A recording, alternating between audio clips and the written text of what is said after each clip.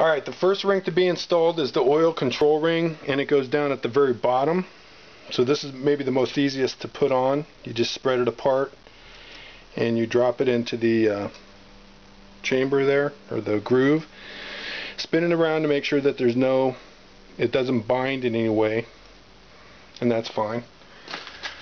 The next ring you're going to install will be the other part of the oil control ring, and you're going to put the bottom on.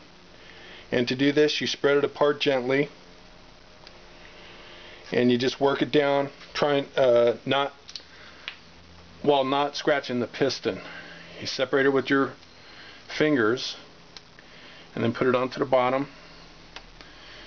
And as you see there, that went on top, so you got to spread it apart a little bit and then bring it onto the bottom. And then once again you rotate it around, make sure that there's no binds. Next we put the top one on.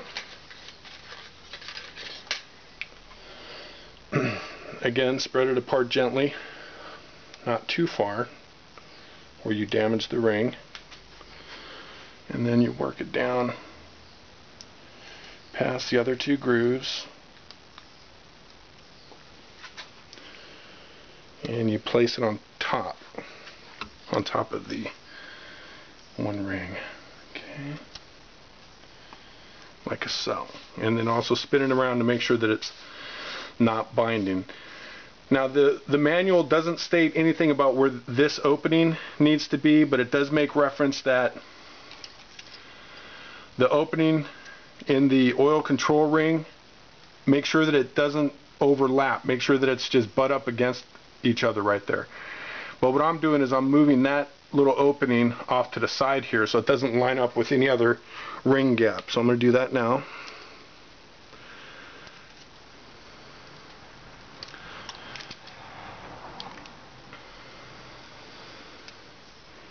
I'll just rotate it like this.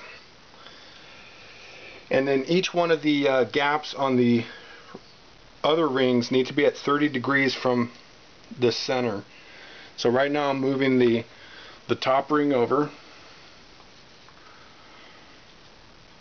and here's the center. This is facing forward, and right about there is 30 degrees. For the top one goes to the right, for the left, for the bottom, 30 degrees to the left.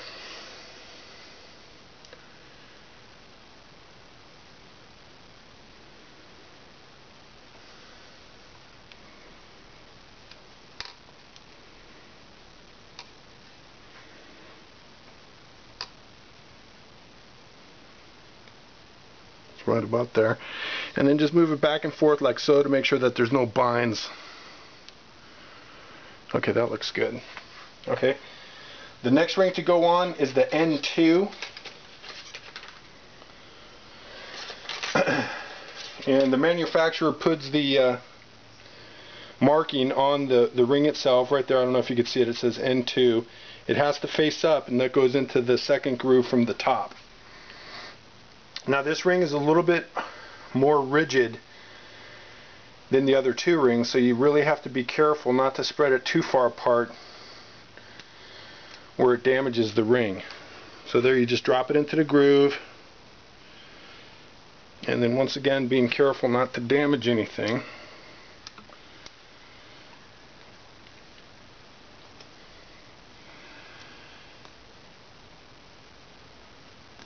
There we go. And then spin it around like so, just to make sure it's not binding anywhere. And then this particular ring needs to face towards the back. The open gap needs to go towards the back. The final ring is the N ring, and this one is for the top. And once again, it's rigid just like the second one that we just put on. So you want to be very careful not to damage it as you're putting it onto the piston. And then just drop it into place, and then once again give it a little spin to make sure it's not binding.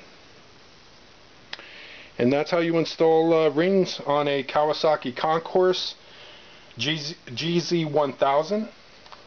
I hope you found this interesting and useful.